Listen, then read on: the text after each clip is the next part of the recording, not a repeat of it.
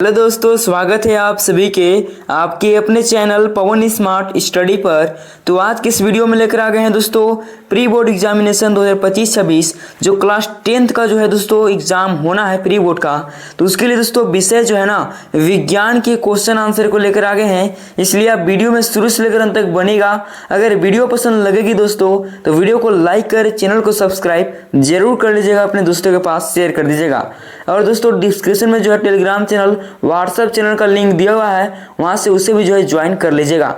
देख लीजिए दोस्तों क्या क्या दिया है। विषय विज्ञान, समय जो रहता है दोस्तों आपका 3 घंटा रहता है ना, पूर्णांक 80 दोस्तों। ठीक है, तो दोस्तों चलिए देखते हैं किस तरह के क्वेश्चन जो है आपके एग्जाम में देखने को मिलेगा। ठीक है, तो सबसे पहले हम लोग ऑब्जेक्टिव क्वेश्चन को देखेंगे दोस्तों, है ना।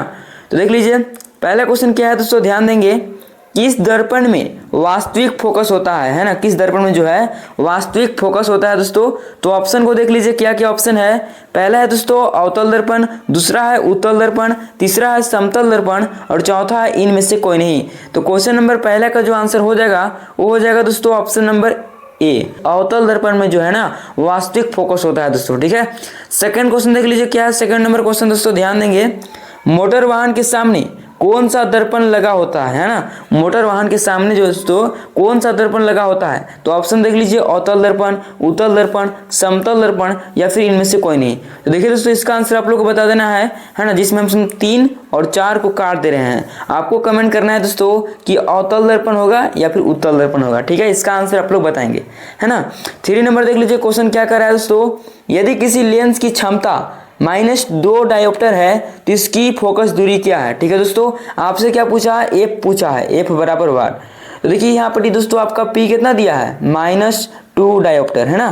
तो देखिए एफ का फार्मूला क्या होता है दोस्तों, 1/p होता है। क्या होता है, 1/p, है ना। तो 1/p, p के जगह पर क्या है तो -2 है तो -2 लगा देंगे। ठीक है, अब इसको अगर भागा दीजिएगा तो क्या आएगा दोस्तों, -0.5 मीटर आएगा। ठीक है दोस्तों, अब देखिए इसमें आपका दिया है सेंटीमीटर में दिया है, तो क्या कीजिएगा सेंटीमीटर में बदलने के लिए जो है 100 से गुना करना होगा दोस्तों, सीधी सी बात है ना। 100 से गुना कर देंगे तो कितना हो जाएगा, -50 सेंटीमीटर होगा दोस्तों, जो कि ऑप्शन नंबर 3 में है ना। ऑप्शन नंबर 3 में 3 इसका राइट आंसर हो जाएगा। ठीक है दोस्तों, तो क्या अगला क्वेश्चन की तरफ चलते हैं। क्वेश्चन नंबर 4 देख लीजिए क्या कर रहा है ना। निम्न में से किस माध्यम का अपवर्तनांक अधिकतम है। तो देख लीजिए ऑप्शन दोस्तों हवा, जल, शीशा, हीरा। तो देखिए दोस्तों निम्न में से जो है किस माध्यम का अपवर्तनांक अधिकतम है ये पूछा है, तो हीरा का दोस्तों अधिकतम है ना। ऑप्शन नंबर 4 इसका राइट आंसर हो जाएगा। ठीक है, आगे देख लीजिए दोस्तों क्वेश्चन नंबर 5 में क्या है कि प्रिज्म द्वारा प्रकाश की कौन सी परिघटना घटती है ना। प्रिज्म द्वारा बोल रहा है दोस्तों, परावर्तन, अपवर्तन, वर्ण विक्षेपण या फिर इनमें से कोई नहीं। तो देखिए दोस्तों ये जो है ना वर्ण विक्षेपण जो है परिघटना घटती है, ऑप्शन नंबर 3 इसका राइट आंसर हो जाएगा। ठीक है, अगला क्वेश्चन की तरफ चलते हैं और अगला क्वेश्चन देख लीजिए क्वेश्चन नंबर 6 क्या है कि इंद्रधनुष के निर्माण के लिए निम्न में प्रकाश की कौन सी घटना सही है। ठीक है दोस्तों, प्रकाश की जो है ना कौन सी घटना सही है। तो ऑप्शन देख लीजिए, पहला है दोस्तों परिकिरणन, दूसरा है विवर्तन, तीसरा है वर्ण विक्षेपण और चौथा है ध्रुवीकरण। तो इसका जो आंसर हो जाएगा 6 नंबर का वो हो जाएगा ऑप्शन नंबर 3 दोस्तों, वर्ण विक्षेपण, है ना। वर्ण विक्षेपण है दोस्तों ये घटना है। ठीक है, 7 नंबर देख लीजिए क्वेश्चन क्या कर रहा है, मानव नेत्र की सामान्य दृष्टि के लिए दूरबिंदु कितनी दूरी पर होता है। तो दोस्तों 25 सेंटीमीटर, 25 मीटर, 20 सेंटीमीटर या फिर अनंत। तो देखिए दूरबिंदु की बात करेगा ना, यानी कि दूरबिंदु कितनी दूरी पर होता है तो अनंत। ऑप्शन नंबर 4 इसका राइट आंसर हो जाएगा। ठीक है दोस्तों, ये हो गया आपका, है ना। आगे देखते हैं क्वेश्चन नंबर 8 को, और 8 में देख लीजिए क्या पूछा है, विद्युत आवेश का SI मात्रक है ना। विद्युत आवेश का SI मात्रक है दोस्तों। तो ऑप्शन देख लीजिए क्या क्या कर रहा है। पहला दोस्तों आपका वोल्ट हो गया, दूसरा ओम, तीसरा कुलोम और चौथा एम्पियर। तो विद्युत आवेश का SI मात्रक जो होता है कुलोम होता है, ऑप्शन नंबर 3 इसका राइट आंसर हो जाएगा। ठीक है दोस्तों, ये हो गया।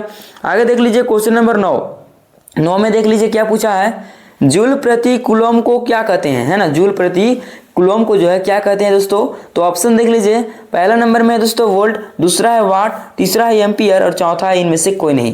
तो देखिए जूल प्रति कुलोम को जो है दोस्तों क्या कहा जाता है, तो उसे दोस्तों वोल्ट कहा जाता है। ऑप्शन नंबर पहला इसका राइट आंसर हो जाएगा वोल्ट। ठीक है दोस्तों, आगे बढ़ते हैं क्वेश्चन नंबर 10, और 10 में देख लीजिए क्या पूछा है, ध्यान देंगे।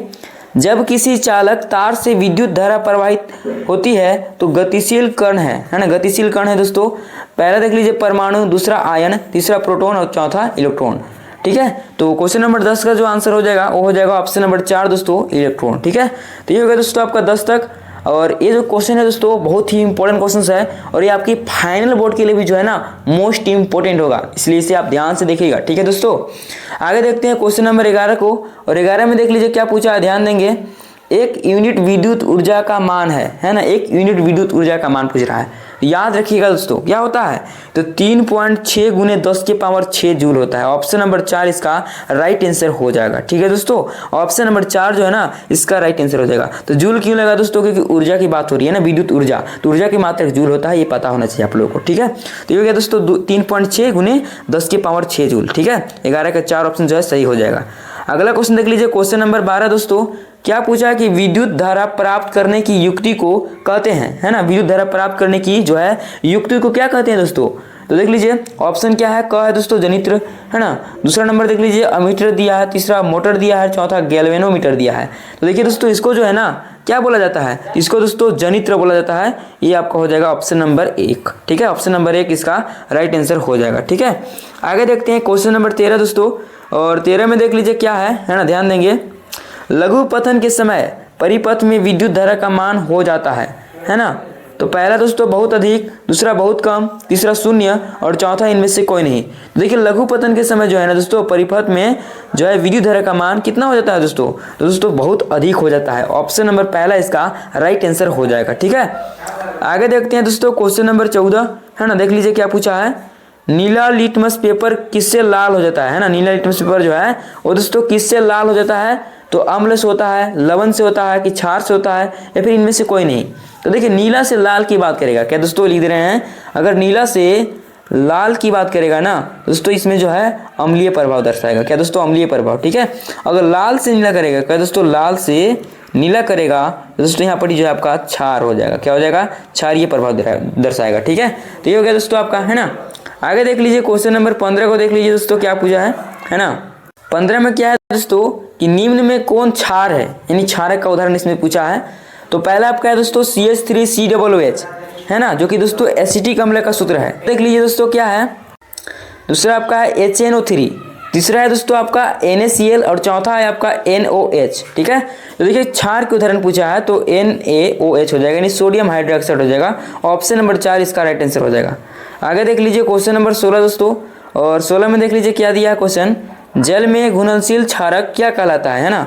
घुलनशील क्षारक को क्या कहते हैं, तो ऑप्शन देख लीजिए। पहला ऑप्शन आपका अम्ल है, दूसरा आपका क्षार है, तीसरा लवण और चौथा इनमें से कोई नहीं। तो देखिए जल में घुलनशील क्षारक को जो है क्षारी कहेंगे, है ना, क्षारक की बात कर रहा है तो क्षारी हो जाएगा। ऑप्शन नंबर दूसरा इसका राइट आंसर हो जाएगा। आगे देख लीजिए दोस्तों क्वेश्चन नंबर 17 को देख लीजिए क्या पूछा है, जल के विद्युत अपघटन में कैथोड पर कौन सी गैस मुक्त होती है दोस्तों। कैथोड की बात कर रहा है तो पहला देख लीजिए H2 दिया है, दूसरा O2 दिया है, तीसरा O3 दिया है और चौथा N2 दिया है। तो देखिए H2 मतलब हाइड्रोजन हो गया गैस, है ना, O2 मतलब ऑक्सीजन गैस हो गया, तीसरा है दोस्तों O3 यानी कि ओजोन हो गया दोस्तों, और 4 हो गया आपका नाइट्रोजन। ठीक है, तो देखिए इसमें कैथोड पर कौन सी गैस जो है मुक्त होती है, कैथोड की बात कर रहा है तो क्या हो जाएगा दोस्तों, हाइड्रोजन हो जाएगा। क्या हो जाएगा, हाइड्रोजन हो जाएगा। ऑप्शन नंबर पहला इसका राइट आंसर हो जाएगा। ठीक है दोस्तों, अगर एनोड की बात करता तो दोस्तों आपका O2 होता यानी ऑक्सीजन होता। ठीक है ना, आगे देख लीजिए दोस्तों क्वेश्चन नंबर 18 को देख लीजिए क्या पूछा है ना। बेकिंग सोडा एवं टार्ट्रिक अम्ल का मिश्रण कहलाता है ना दोस्तों। बेकिंग सोडा एवं टार्ट्रिक अम्ल का मिश्रण कहलाता है, ये पूछ रहा है। तो ऑप्शन को देख लीजिए दोस्तों। पहला ऑप्शन आपका है विरंजक चूर्ण, दूसरा है दोस्तों जिप्सम, तीसरा है बेकिंग पाउडर और चौथा है धोने का सोडा। तो देखिए बेकिंग सोडा एवं टार्ट्रिक अम्ल का मिश्रण की बात कर रहा है तो दोस्तों बेकिंग पाउडर हो जाएगा। क्या हो जाएगा, बेकिंग पाउडर हो जाएगा। ऑप्शन नंबर 3 इसका राइट आंसर हो जाएगा। ठीक है दोस्तों, आगे देखते हैं क्वेश्चन नंबर 19 को देखते हैं दोस्तों, है ना, ध्यान दीजिएगा।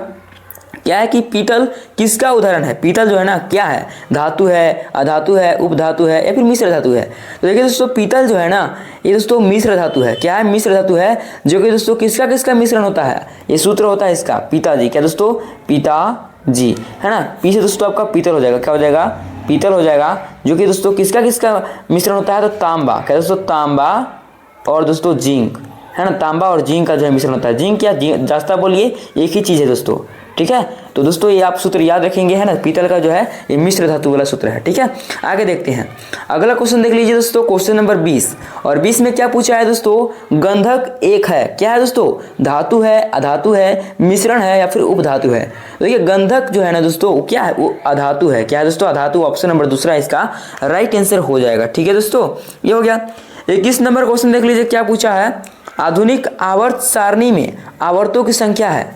तो देखिए दोस्तों ये जो है आपका चैप्टर जो है ना, ये आपका सिलेबस से हटा दिया गया है। ऐसे भी इसका आंसर हम बता दे रहे हैं दोस्तों, इसका जो आंसर हो जाएगा 7 हो जाएगा, ठीक है। ऐसे पूछेगा नहीं दोस्तों, है ना, क्योंकि सिलेबस में आपका नहीं है, नहीं पढ़ना है, इसलिए दोस्तों। अगला क्वेश्चन की तरफ चलते हैं, 22 नंबर देख लीजिए, क्या है, अमाशय में कौन सा एंजाइम पाया जाता है। अमाशय में जो है कौन सा एंजाइम पाया जाता है दोस्तों।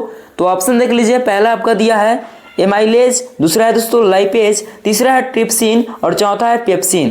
तो देखिए 22 नंबर क्वेश्चन का जो आंसर हो जाएगा वो हो जाएगा दोस्तों ऑप्शन नंबर 4 पेप्सिन, ठीक है।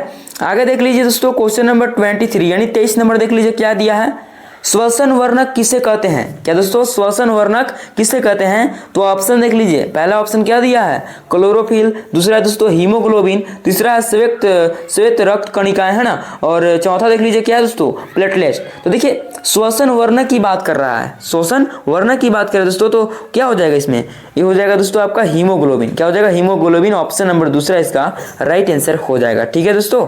आगे बढ़ते हैं, अगला क्वेश्चन की तरफ चलते हैं दोस्तों, है ना। चलिए 24 नंबर क्वेश्चन को देख लीजिए, क्या पूछा है दोस्तों, दो तंत्रिका कोशिका के मध्य खाली स्थान को कहते हैं, क्या कहते हैं, द्रुमिका कहते हैं, सिनेप्स कहते हैं, एक्सोन या फिर आवेग। तो देखिए दो तंत्रिका कोशिका के मध्य खाली स्थान को जो है दोस्तों क्या कहा जाता है, तो सिनेप्स कहा जाता है। ऑप्शन नंबर दूसरा इसका राइट आंसर हो जाएगा, ठीक है दोस्तों। आगे देखते हैं क्वेश्चन नंबर 25, और 25 में देख लीजिए क्या पूछा है, जनन संचारित रोग है ना, जनन संचारित रोग है। तो ऑप्शन देख लीजिए, पहला ऑप्शन दिया है दोस्तों सिफिलिस, दूसरा ऑप्शन दिया एड्स, तीसरा दोस्तों गोनोरिया और चौथा दोस्तों इनमें से सभी। देखिए जनन संचारित रोग की बात करें, है ना, तो दोस्तों इनमें से सभी आपका हो जाएगा, यानी all of these. Option number 4 इसका राइट आंसर हो जाएगा, यानी कि सिफिलिस भी हो जाएगा, एड्स भी हो जाएगा, है ना, गोनोरिया भी हो जाएगा, ठीक है दोस्तों, ये हो गया आपका, यानी इनमें से सभी। अगला क्वेश्चन देख लीजिए 26 नंबर क्वेश्चन को दोस्तों, क्या कि एक स्त्री में कौन से गुणसूत्र मिलते हैं, है ना। तो ऑप्शन देख लीजिए दोस्तों XX, XY या फिर XXX या फिर XXY, ठीक है। तो देखिए एक स्त्री में जो है ना दोस्तों XX गुणसूत्र मिलते हैं। ऑप्शन नंबर पहला इसका राइट आंसर हो जाएगा, ठीक है दोस्तों। अगर पुरुष की बात करता तो XY होता, ये भी याद रखेंगे, ठीक है।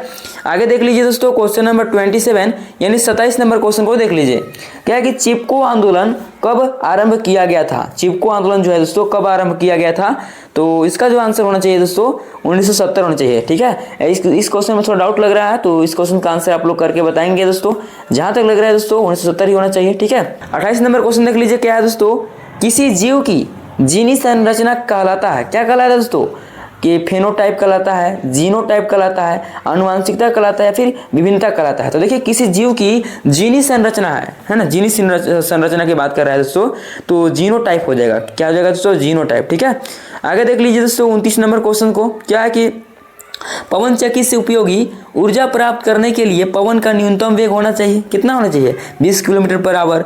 दूसरा है दोस्तों 15 किलोमीटर पर आवर, है ना। तीसरा दोस्तों 10 किलोमीटर पर आवर और चौथा नॉन ऑफ दिस। यानी दोस्तों इसका जो आंसर हो जाएगा ना 29 नंबर का, कितना होना चाहिए, तो 15 किलोमीटर। क्या दोस्तों 15 किलोमीटर पर आवर होना चाहिए, याद रखिएगा, ठीक है।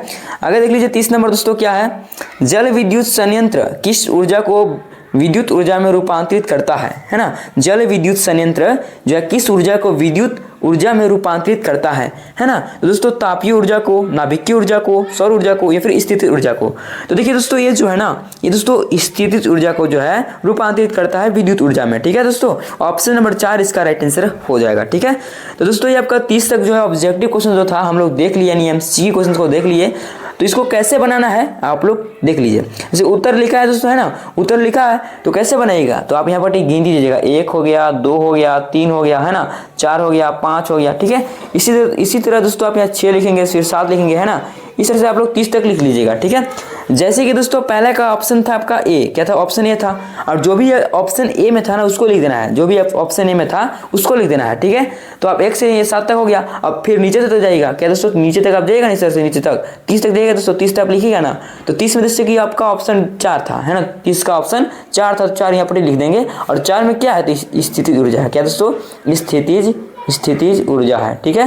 तो कुछ इस प्रकार से आप लोग लिख लीजिएगा, है ना। आगे देखते हैं दोस्तों हम लोग सब्जेक्टिव क्वेश्चन देख लीजिए, यानी कि दोस्तों अति लघु उत्तरीय प्रश्न, जिनमें से जो है ना किन्हीं 6 प्रश्नों को उत्तर देना है। और आपको जो दिया है दोस्तों, कितना प्रश्न दिया है, 31, 32, 33, 34, 4 हुआ, इधर 3, यानी 7 प्रश्न आपका दिया है दोस्तों। कितना प्रश्न, 8 प्रश्न दिया है दोस्तों, एक नीचे भी है ना। तो 8 प्रश्न दिया है। और देखते हैं क्वेश्चन क्या क्या दिया है।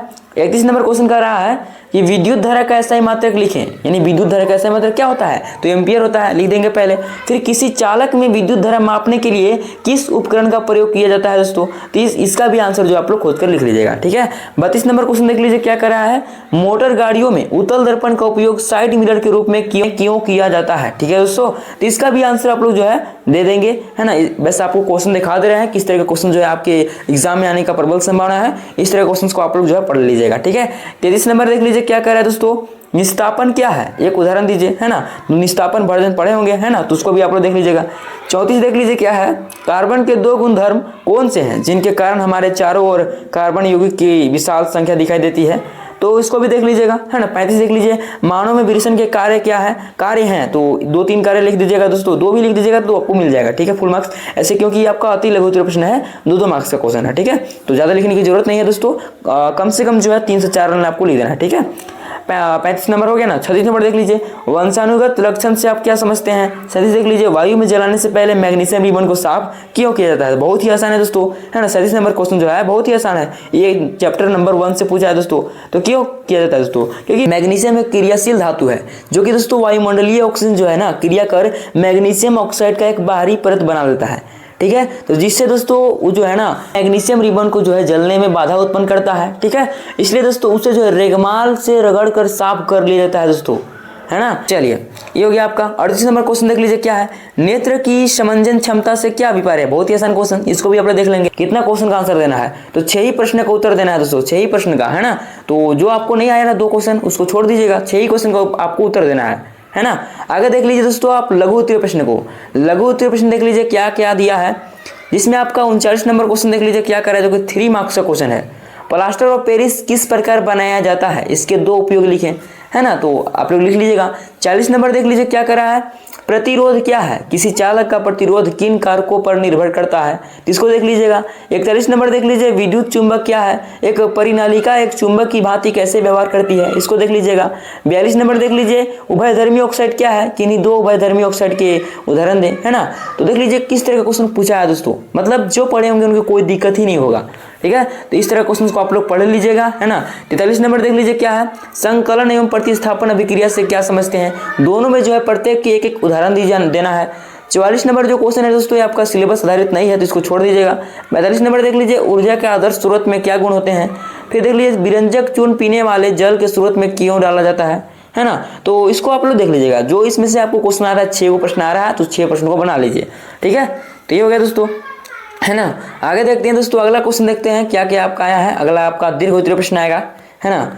देख लीजिए क्या है दोस्तों, इसमें जो है ना किन्हीं 4 प्रश्नों को उत्तर देना है दोस्तों, किन्हीं 4 प्रश्न जो कि 5-5 मार्क्स का क्वेश्चन रहेगा।